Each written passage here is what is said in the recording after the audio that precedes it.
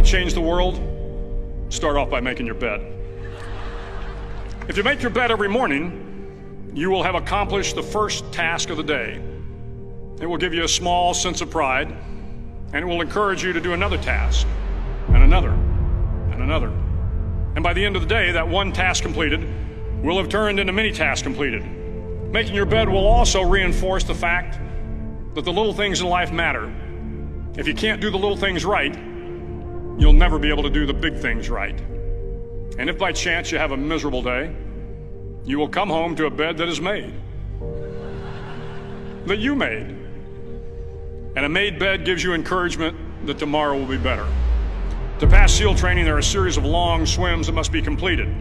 One is the night swim. Before the swim, the instructors joyfully brief the students on all the species of sharks that inhabit the waters off San Clemente.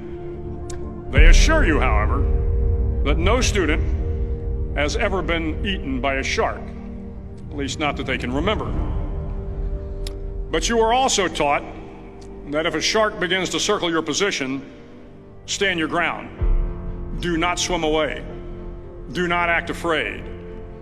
And if the shark, hungry for a midnight snack, darts towards you, then summons up all your strength and punch him in the snout, and he will turn and swim away.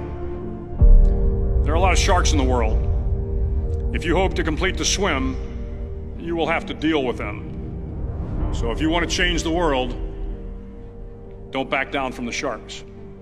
Over a few weeks of difficult training, my SEAL class, which started with 150 men, was down to just 42. There were now 6 boat crews of 7 men each. I was in the boat with the tall guys, but the best boat crew we had was made up of the little guys, the Munchkin crew, we called them. No one was over 5'5".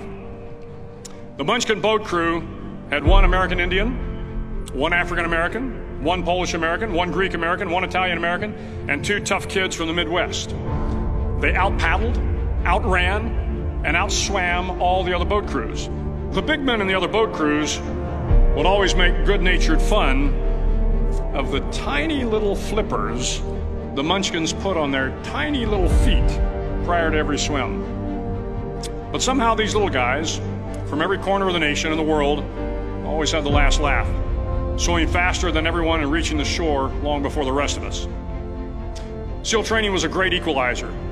Nothing mattered but your will to succeed, not your color, not your ethnic background, not your education, not your social status. If you want to change the world, measure a person by the size of their heart, not by the size of their flippers. The 9th week of training is referred to as Hell Week. It is 6 days of no sleep, constant physical and mental harassment, and 1 special day at the Mud Flats. The Mud Flats are an area between San Diego and Tijuana where the water runs off and creates the Tijuana Sloughs, a swampy patch of terrain where the mud will engulf you. It is on Wednesday of Hell Week that you paddle down to the Mud Flats and spend the next 15 hours trying to survive the freezing cold, the howling wind, and the incessant pressure to quit from the instructors. As the sun began to set that Wednesday evening, my training class, having committed some egregious infraction of the rules, was ordered into the mud. The mud consumed each man till there was nothing visible but our heads. The instructors told us we could leave the mud if only 5 men would quit. Only 5 men, just 5 men, and we could get out of the oppressive cold. Looking around the mud flat, it was apparent that some students were about to give up. It was still over 8 hours till the sun came up. 8 more hours of bone-chilling cold. The chattering teeth and the shivering moans of the trainees were so loud, it was hard to hear anything. And then one voice began to echo through the night. One voice raised in song. The song was terribly out of tune, but sung with great enthusiasm. One voice became 2, and 2 became 3, and before long, everyone in the class was singing. The instructors threatened us with more time in the mud if we kept up the singing, but the singing persisted, and somehow the mud seemed a little warmer, and the wind a little tamer, and the dawn not so far away. If I have learned anything in my time traveling the world, it is the power of hope. The power of one person, a Washington, a Lincoln, King, Mandela, and even a young girl from Pakistan, Malala. One person can change the world by giving people hope. So if you want to change the world, start each day with a task completed. Find someone to help you through life. Respect everyone. Know that life is not fair and that you will fail often. But if you take some risks, step up when the times are the toughest, face down the bullies, lift up the downtrodden, and never ever give up.